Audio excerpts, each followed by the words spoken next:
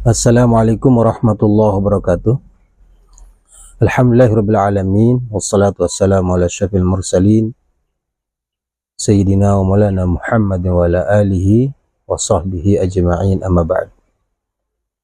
Saudaraku yang dirahmati Allah Subhanahu wa taala, dalam hadis di antara 7 golongan yang akan mendapatkan naungan kelak pada hari kiamat adalah wasyabun nasya'a fi ibadatillah, yaitu seorang anak muda yang tumbuh dan berkembang dibesarkan fi ibadatillah, dalam suasana ibadah kepada Allah Subhanahu wa taala,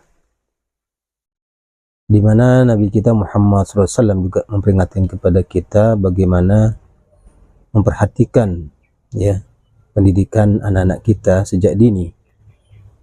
Ketika berumur 7 tahun, Nabi kita Muhammad SAW menyuruh kita untuk membiasakan anak kita untuk sholat di umur 7 tahun. Muru auladakum bis sholati wa hum abna'u sab'in. Suruhlah anak kalian untuk sholat ketika mereka berumur 7 tahun.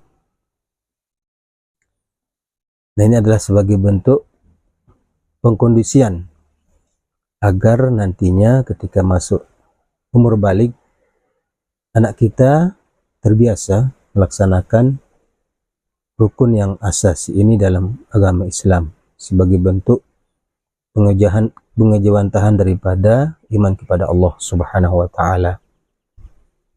Terus begitu kemudian ketika berumur 10 tahun, anak kita belum juga melaksanakan atau masih belum mau, misalnya wadribu alaiha wa hum abna'u ashrin, dan ketika umur 10 tahun diingatkan terus, diajari, tapi juga masih belum, misalnya belum sadar, di situ boleh untuk ta'dib, untuk pendidikan, dengan alasan pendidikan boleh dipukul, tapi dengan catatan dorban ghairu mubarhin, dengan pukulan yang tidak membuat celaka, berdarah atau patah, sekedar untuk ingatkan agar dia tahu bahwa bagaimana pentingnya syariat salat ini. Begitulah Nabi kita Muhammad SAW memberikan arahan kepada kita untuk bagaimana kemudian anak-anak kita supaya tumbuh dalam suasana ibadah kepada Allah Subhanahu wa taala. Saudaraku yang dirahmati Allah Subhanahu wa taala, hal ini penting untuk kita saling ingatkan satu sama lain, karena fasadu zaman pada saat ini, kerusakan zaman yang disebabkan oleh berbagai macam rupa arus-arus kemungkaran, baik secara langsung kita lihat atau mulai media massa, sosial media, sering kita dipertontonkan hal-hal yang tidak mendidik, bahkan ada yang mujaharah bisu, terang-terangan melakukan dosa, misalnya pamer ketika berdensing ria dengan lawan jenis yang erotis.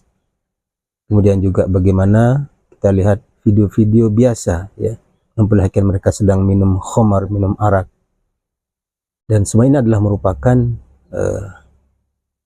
kemungkaran-kemungkaran, kemaksiatan yang akan menjadi ancaman bagi putra-putri kita jika kita juga lemah di dalam melakukan amar ma'ruf nahi munkar. Oleh karena itu kita perlu mempersiapkan satu bi'ah, atau lingkungan yang kondusif untuk anak-anak kita, bil khusus oleh keluarga. Oleh sebab itu penguatan keluarga dengan pendidikan Islam terus harus kita lakukan, karena mudah-mudahan dengan demikian anak-anak kita kelak menjadi salah satu golongan yang akan mendapatkan naungan pada hari kiamat, di mana saat itu tidak ada naungan kecuali naungan Allah Subhanahu wa taala, yaitu adalah mereka-mereka para pemuda syabun nasya'a fi ibadatillah. Marilah kita terus memperhatikan anak-anak kita agar selalu senantiasa berada dalam bimbingan al-Islam, dan kuncinya adalah kita sebagai orang tua, ayah dan ibunya. Mudah-mudahan kita diberikan kekuatan oleh Allah Subhanahu wa taala untuk menjadikan anak-anak kita menjadi anak waladun soleh yang kelak akan bisa yad'u lahu, yang akan bisa berdoa untuk setiap kita yang telah meninggalkan dunia ini ketika masuk ke dalam alam barzakh. Wallahu a'lam bishawab. Wassalamualaikum warahmatullahi wabarakatuh.